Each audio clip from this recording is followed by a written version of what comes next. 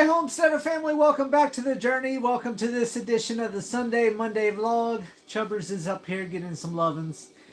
So it's been a busy week. As you can see, I haven't even shaved. Been busy working on fencing, getting some stuff done. We had a couple nice days, and then today's going to be the coolest day that we had in the next upcoming 10 days or so. And today only got up to about 43, maybe 44. But with wind chill, probably was a little bit colder than that. But it was supposed to get up to about 44 or 45 today. So I was out there fencing. I'm late on the Monday vlog. Normally it's at 7. I bumped it to 8 because I went to town. You can see I got all my bedding done. So I went and did laundry. Got Mickey Mouse on the couch with Minnie Mouse. Got Max down here. And then, of course, Chubbs jumped up here as soon as I started getting ready to film. So, like I said, did a bunch of fencing, fed the animals. I hauled some water from the restaurant. Everybody's probably wondering why I'm hauling water from the restaurant again. It's too much of a pain right now trying to get water out the cistern. I got to move all the insulation and wrapping and everything I got on it so that way the bottom valve doesn't freeze and crack out with the cold weather we've been having. This past week we also had some cold nights again, and my mini split, I'll get into that in a minute. And then the water hole in the back of the homestead has a bunch of ice on it. So I could get water from the homestead, but it's easier just throwing a 125-gallon tank in the back of the pickup truck and just haul it from the restaurant. I still have the water turned on, so I'm still able to go over, hook up hose, haul water. So that's what I did this week. I hauled some water for the animals. We've got a bunch of rain coming in. They're talking anywhere from 3 to 4.5 inches of rain on, I believe it's Thursday and Friday this upcoming week, which is good and bad at the same time because all the water that's in this cistern, I've got to get transferred to the other cistern through the water filter. So that way I've got an empty water system to catch all this rain coming in. Because right now, if we do get 3 inches of rain, that will actually overflow how much water that's in the cistern already. And I'll be missing out. So I'm going to go ahead and get some fresh filters from the restaurant. Because all my stuff's still stored over there. I haven't moved all that over here yet. I'll get all the water pumped over. Like I said, this is the system that I have for now. It's just a sub pump, and then it's a 2-tier filter system. So you can see this white one has a bunch of sediment in the bottom already. So I'll get a fresh one put in. That's a 0.5 micron, and then a charcoal filter that's over there to take out any smells or taste or anything like that. So I'll hook that up to the bottom of my tank with a bucket. I'll let the water come out the cistern into the bucket. The sub pump will pump it up through the filters, and then I'll run a hose up into the other cistern. I'll get all the water transferred. Then that way it's all clean water. It's not drinkable water because I won't have bleach or anything in it yet. I'm not going to do that for a while, but that's at least gets out any debris that falls on the roof and comes through. It's at least semi-clean. Good enough for the dogs. The dogs drink the water, no issues. So I'm going to get the water transferred, going to get the plug put back into the clean out drain on the gutter system for the sheds. So that way, as soon as it rains Thursday, Friday, it can go ahead and fill that up and then overflow and start filling out the new cistern again.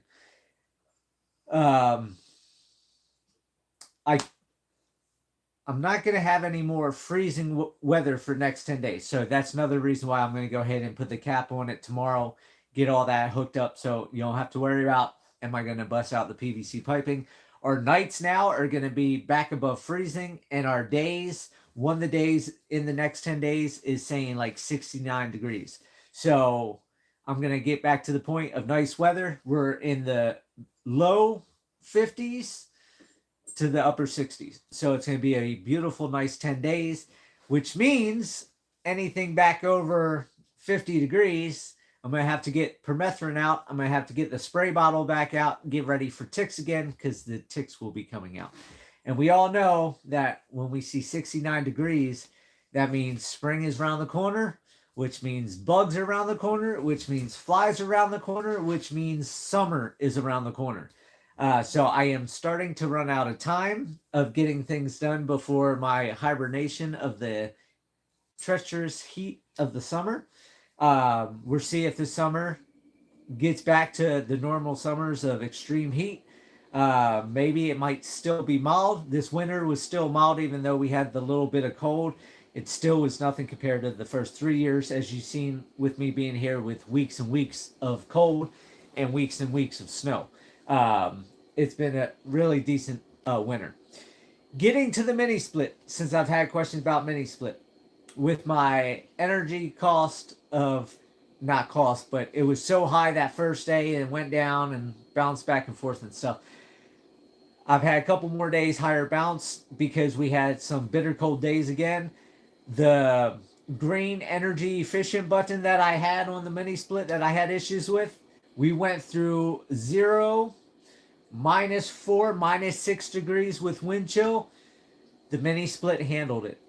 Not using the energy efficient thing was 100% true that the mini splits will work operational down below 0.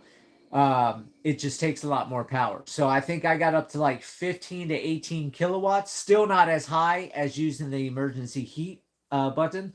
So I didn't do that, but it did eat through a lot of power. I ended up having run generator for a couple days to keep up. And right now with the clouds all day today, my system's down to 70%. So I'm hoping, fingers crossed, I can make it through the night and wake up tomorrow without my system being dead. Because tomorrow we're supposed to have sun. Tonight we're supposed to be down in the 20s for the low. So my heat's going to work a little harder. I did move the mini split down to 76 right now from 80 to try to conserve a little bit more power to get me through the night without having to run the generator. So those of you asking about the mini split, it's working it's working great. The energy efficient light was the thing that was killing the coils from thawing out outside, like the subscriber talked about. And the emergency heat, you don't use that. If you're on the grid, the mini split will work whichever way you want to work it. The energy light, though, I don't know on the grid if that will still do the coils or not, because like I said, every time I used it, the coils froze up outside. Now that I haven't used it, I had no issues. Like I said, we got down -4, -6 with wind chill and no issues whatsoever. Max, quit the licking. This thing.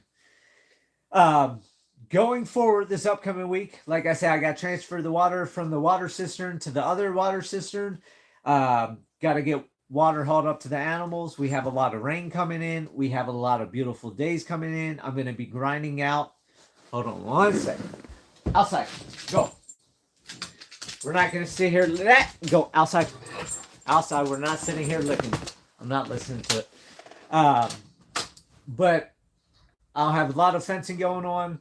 A lot of long days. A lot of busy days. I'm going to start doing string lines possibly tomorrow. If not tomorrow, it's going to be the next day. I'm going to start string lining down Purdom Lane. Getting T-posts ran down the one half of Purdom Lane. And then I got it. I'm not sure exactly what I'm doing with the animal pen. I wanted to bring the animals all the way up here to the shed. Then I said I'm going to do today's Homesteader Lane so that way I can get the animals in quicker and then tear that fence down later and then get the fencing done up here. I've got to figure out exactly how much fencing I have. I don't think I've got enough fencing in order to do all the way up here to the shed. So I might just go ahead with today's Homesteader Lane and cut that section off. If I get that figured out in the next couple days, and that is the case, then I'm going to go ahead, do Purdom Lane, like I said, tomorrow or the next day, string line, get all the T-posts put up, and then start strapping all the fencing to the T-post, and then I'll go ahead and cut up today's Homesteader Lane. I've already got half of that done, so I'll do the other half. And then the pen should be done for the animals, and I can get the animals in. Now, the next thing I'm contemplating is, yes, it's fresh land, but it's also winter. So there's no green grass, there's no leaves, there's no saplings popping up, no sticker bushes growing. So do I move the animals now and let them chew on some old leaves and stuff like that, which yes, they get something, but their body breaking down uses more energy than the nutrients it's going to give? Or do I just go ahead and hold the animals off till spring, let the new section grow in nice and lush, and then move them in? So that's what I'm contemplating now. I'm not sure which way I'm going to go. And I'm also trying to contemplate on if I want to go get some seed right now with my money for February. I got to get more hay. So that's another $1,000 in hay I got to get because I'm getting low on my hay supply. I think I still have 12 or 14 bales of hay, but I like to have extra hay stacked up. So I know I got to get hay, or I don't have to, but I'm going to get more hay because I always like to have extra hay on hand. But I'm trying to decide in February if I'm going to go ahead and start buying seed or if I'm going to push that off till March. With the warmer weather coming up, I kind of want to wait until March, but at the same time, I kind of also want to get seed in the ground, and then I can always overseed again in March. And that's the, boundary on which way to go, because if I get seed in now and let it grow and don't put the animals in the pen, then I'll have a nice, good, lush pen for the animals. Or if I get them in there now, then stuff might not grow. So I'm not sure exactly which way I'm going to go, but I am going to get the pen done this month, going into February. So by end of February, the new pen will be done, at least the next extension. And then, like I said, I'll have to probably end up getting more fencing to do all the way up here to the shed. And the whole reason I'm getting into shed is so I don't have to haul water and pump water and move water. I can do everything out my water systems. So that's where I'm going with that. Going to the topic of tonight's discussion, which is the feed. And now that I think about it, I didn't even do anything with the live chat. So I don't know if, no, okay, nobody's live chatted. I forgot to change that setting again. But the free feeding versus feeding times versus measured feeding, there's discussions all over the place on what you should do. I've had people ask me over the years, how do I feed my animals? I've showed the dogs are free fed, the animals are free fed, and people say that's not good for them. And then other people say that measuring out feed isn't good for them and all that type of stuff. So basically, I can give you my thoughts, my dealings. And we all know I've had the dog since 2016. I've only lost 2 of my dogs, which was Mia Mouse, my girl puppy, that I wasn't free feeding, and she scarfed a bunch of food. And with shepherds and larger dogs, they can roll their stomach if they eat too fast. And that's how I lost Mia Mouse back at the ranch when I was living at the ranch. And after that, I didn't do that anymore. I went back to free feeding. And then I lost Monkey. I almost said Chubbs. Chubbs is over here. I lost Monkey at the restaurant because he got underneath the fence at the restaurant and got hit by the semi-truck. So feeding wise, I've only lost 1 dog. I've had Minnie Mouse, Mickey Mouse, Max, Chubbs. Minnie and Mickey are the original puppies from 2016. So we're talking about 9 years now I've had them. I've had all the animals since 2016 2016, 2017, 2018 up till now. You still see the animals are still going. I'm not losing the animals. Still have the same camels. Still have the Tiny Dude and Baby Boy, which were my 2 of the 3 original goats. The third brother got killed by the mountain lion, which I've talked about many a times over years, and Jackson, which came slightly after in 2017. So I still have the animals. I'm still doing the same thing. As for the free feeding measured food, the dogs are free fed in a bowl. I've showed over here multiple times, and the dogs can eat their food anytime they want. It's a big container of food. So as you can see, it's not empty. They eat it as they want to go. Same thing with the animals. I don't free feed grain because grain is too expensive and the animals would eat way too much of that. So So that's where the measuring comes in. I only grain the animals once a day. Sometimes it's in the morning, sometimes it's in the afternoon, sometimes it's in the evening, sometimes it's at night. It's whenever I go to feed the grain. However, I have hay, which the animals have access to 24/7. And people say that by doing that, that's not good for the animals. But then if you measure and only give a flake of hay in the morning and flake of hay in the afternoon, well, what happens when an emergency comes up and the animals don't have access to the feed? They're starving. They're hungry. If you free feed, I find it makes it a lot better. By free feeding the dogs aren't stingy with their food. They don't fight for the food when they get fed, where a lot of people that feed in the morning or in the evening or multiple times a day, sometimes dogs have food aggression. So by free feeding, I don't have that issue. Like Max just went over to eat. You don't see any of the other dogs jumping up to go fight him over the food because they know they can eat whenever they want to eat.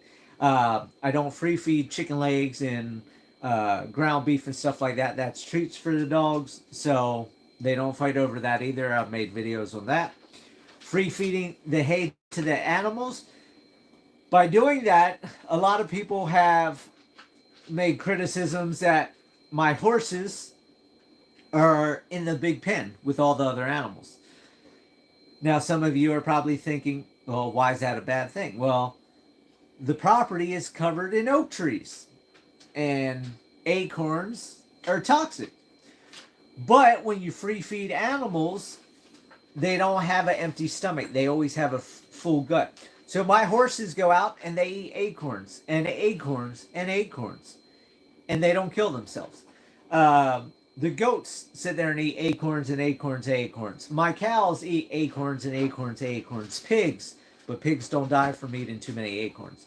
But by having that hay in their system, if they go and browse a leaf that is toxic or a weed that is toxic or a berry that is toxic, it's going to be a very minimum amount of toxin compared to all the food that's already in their gut.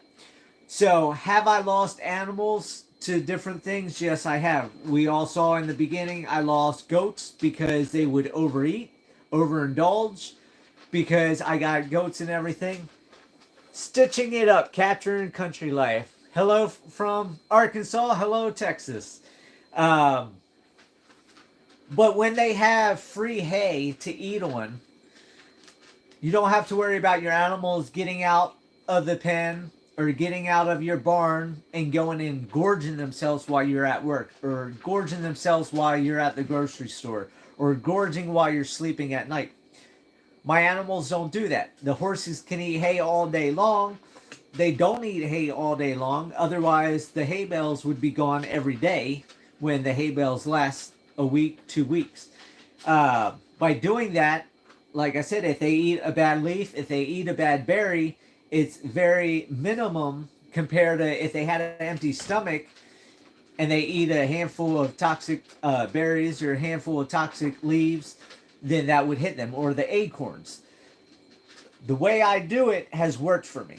Will it work for you? I don't know. Will other people's way of working, the way they feed, work? You know, everybody has their own way. Everybody has their own ideas. You know, like capturing rainwater. Everybody has their own idea on how to do it. On, do you have city water or a well or rain catchment? Everybody has their own idea. Some people live in sheds. Some people live in mansions. Some people live in cinder block homes. Some people live in dirt homes. Everybody has their own idea. Same thing with vehicles. Everybody chooses their own type of vehicle because that's what they want. Type of clothes, type of hats, type of glasses, you name it. Same thing with feeding the animals. It all depends on how you want to do it. The benefits of free feeding is A, it saves you a lot of time. You don't have to be there every morning. You don't have to be there every afternoon. If an emergency comes up, you don't have to worry about getting out to get the animals fed during that emergency because the animals have access to that feed. Another benefit, going back to toxins. Bad plant, bad berries, eating too many acorns, eating too much grain. They already have a gut filled with hay. That saves them. Uh, can I help you? Another benefit is going to be your grains. If you feed grains like I do the sweet feed, they're not going to eat as much sweet feed. They're not going to eat as much grain because they already have a fuller belly. So you're not spending as much money. I spend $1,000 a month on hay. I spend up to $1,500 to sometimes $1,800 a month on grain, depending on weather. If it's warmer, they get less grain. If it's colder, they get more grain. This winter, I'm buying 4 tons of grain every month. Actually about 26 to 27 days, I'm burning through 4 tons of sweet feed.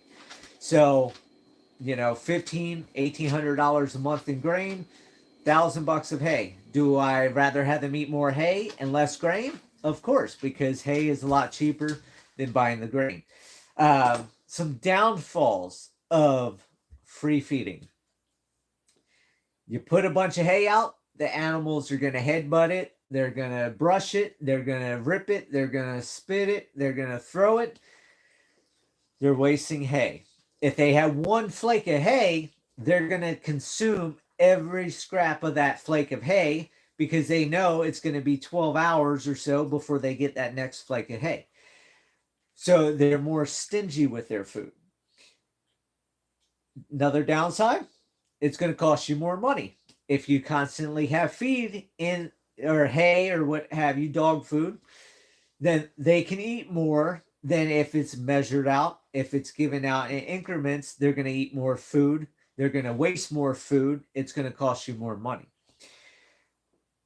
Another downside, hay, if it's raining all the time, if it's snowing all the time, if it's getting wet all the time, it's going to start to mold. The animals are going to brush it all over the place. You could potentially get sick animals. However, a benefit of free feeding is if the animals are used to eating that, they build immunity over time to it, and it doesn't affect them. Do I have a vet coming out to the homestead all the time? No, I don't. Do I have animals laid on their side all the time sick? No, I don't. Do I have to give a bunch of antibiotics and medications and all that stuff to my animals? No, I do not. What medications do I give to my animals? This is one of 2 things I give to the animals, and that's about it. I give permethrin for the ticks and the fleas and the flies. I put permethrin in a spray bottle, and then this, which is pouring ivermectin, which there's all the controversy over everything that happened over 2020 over it. But I do ivermectin a couple times a year just for deworming the animals. And then I also get farbinzenazole, or however that's said, pellets. And I buy a 25-pound bag of pellets twice a year. I do one in the spring. I do one towards the late summer, early fall. And that does all the worms that ivermectin doesn't do. So the camels, ivermectin helps with some, but farbinzenazole, or however you say it, is what takes out the little hookworms and different things that the camels get. All my animals are treated the same except the dogs. The dogs do get sprayed with permethrin. It keeps the ticks off them. It keeps the fleas off them. I do ivermectin on them. They'll pour on. I do not do farbinzenazole, so they don't get that. But the goats, the pigs, the horses, the cows, the camels, the emus, the peacocks, the goose, the donkeys, the zorse, everybody gets the same stuff. They all get free hay. They all get grain once a day. They have free water 24/7. They all get hit with ivermectin twice a year. They all get hit with farbinzenazole pellets twice a year. And they all get the permethrin sprayed on them during the high tick season and stuff like that. I don't spray anybody during the winter because the ticks are very minuscule. But for mosquitoes and flies and all that stuff, everybody's sprayed. So by the free feeding, the animals stay healthy for me. But there's another thing you also got to think about and add to your list if you're not doing. And that is, if you're going to free feed your animals like I do and do heavy grain like I do, and you have acorns and things like that that animals can eat off your land, then you want to have mineral feeders. You want white salt, you want mineral salts, and you want baking soda. The reason you want baking soda is because if the animals get gassy during the summer in the heat, or they get gassy from grains or sweet feed, the molasses and stuff like that, animals can bloat. So ever since I've done the free feeding, ever since I've added the minerals, the baking soda, and the salts, I haven't lost any animals to that. Like I said, I'm still doing the same stuff from 2016. I made a couple adjustments after I started getting animals because I wasn't doing the free feeding in the very beginning, and I had issues. It's cost me a lot more money over the years, but at the same time, it saved me so much time of not having to go out twice a day or 3 times a day to feed. It saved me a lot of money in not losing animals because I don't have animals with food aggression. I don't have animals that scarf everything down and make themselves sick. The animals just free feed. So that is my take on the feeding, and you have to decide on what works best for you, what habits you do. There's a lot of people that like to give all their animals the vaccines and all that type of stuff. That's not something I do. My animals are still healthy. My animals are still alive 6 years later, or 9 years later, going on 10 years later. And I do my thing. So, some people don't do the poron ivermectin. Some people don't do the farbenzenazole or the fly spray and stuff like that. So we all make our own decisions on what we do on our homesteads. We all make our decisions on what we think is best for our animals. If you do vaccines for your animals, that's on you. That's what you feel is best in your circumstance. So that is your decision. For those that don't do it, that is what you think is best for your animals, and that's your decision. I'm not here to tell you how to do anything, because your life is your life. My life is my life. I don't want nobody telling me how to live my life, so I'm not going to tell anybody how to live their life. I'm just going to say what I do in my circumstance and make our own decisions. So we need to go back to the days where we just live our life on our own land, on our own homestead, do our own thing. As long as we're not going on other people's property and doing other things, or trying to make somebody live the way we want them to live, then life is peaceful. So if you see somebody doing something with their animals, let them do it. You see different homesteading channels doing something you don't like, let them do it. It's their life. It's their homestead. They're not affecting you. You don't like it, don't watch the channel. Find another channel to watch. Find another person that thinks in your mindset. Or be the bigger person and continue watching it because you like the channel and you just have a differing opinion, but you're a big kid now and you can deal with having a different opinion and still watch the same person. So just some food for thought out there for a bunch of people out there on what I do, what you do, what somebody else's does, and go from there. So like I said, this upcoming week, it's going to be a busy week. The only other change coming up that I might change for this year is I may put my house on hold. I know I talked about I might start building my house this summer, but I'm having second thoughts on that right now because I want to focus on doing more fencing. So instead of putting money into starting my house and knowing full well I'm not going to have the house done this year, or most likely not going to have the house done this year or dried in maybe. I'm thinking about swapping, using my money that I was going to start building a house into buying more fencing and do more fencing, because as I think about it, the more fencing I can get done right now, the more land the animals have access to, the less land they're eating down to dirt, the more land they have to eat on, which means less feed. It's going to cost me. Um, I would say less diseases, less worms. That's a given, because the more land they're on, the less concentration of feces and stuff like that. But they're already in a big area, and we all know the animals are healthy. They're not filled with worms. They're not skin and bones. So I'm not having that issue. But that is another benefit of doing that. But the more fencing I can get done this year, the more land the animals are on, the less damage they're going to do to all the trees on the homestead, um, the more food and nutrients they're going to get. And you got to remember too, it's not just hay and grain and minerals they need. They need the toxic plants as well. Even if it's just a little bite, there's something in that that's going to do something in their system that animals in the wild they eat.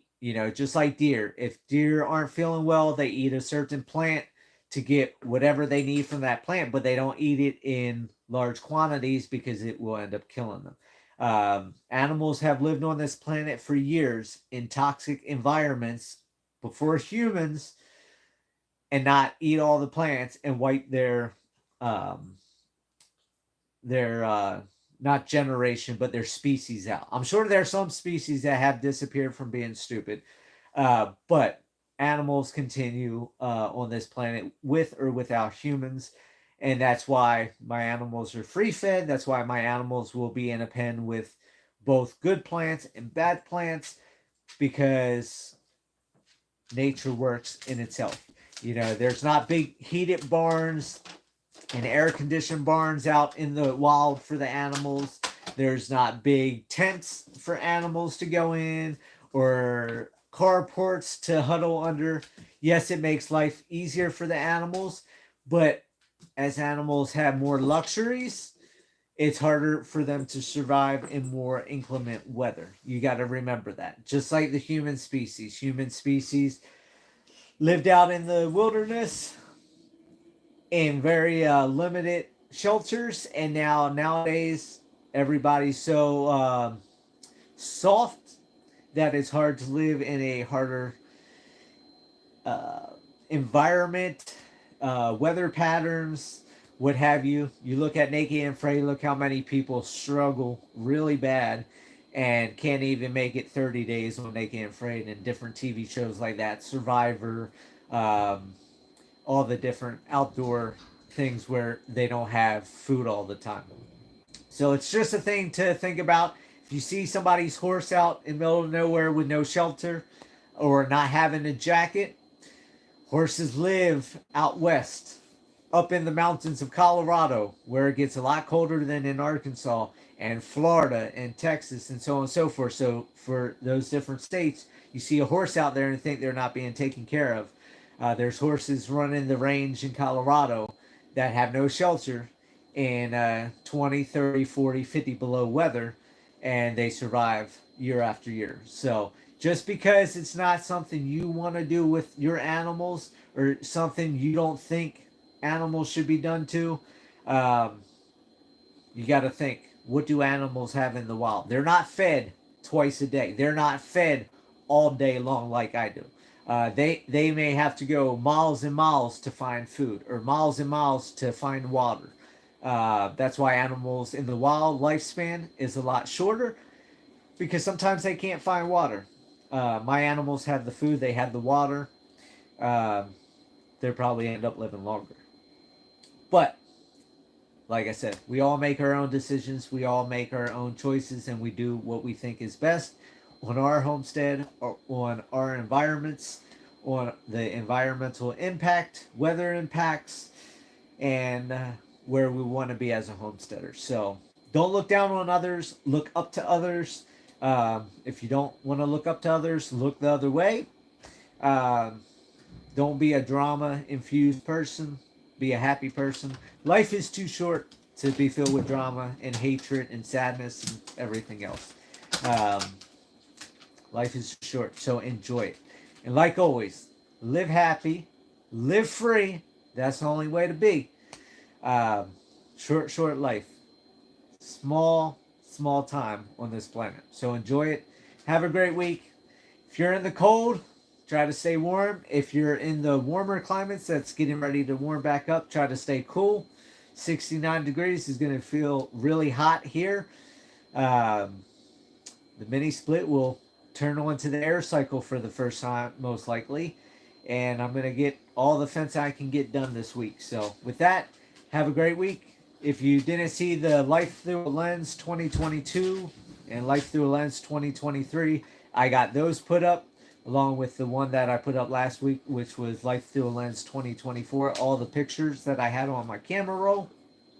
Got a bunch of videos to make videos. That's going to be further down line.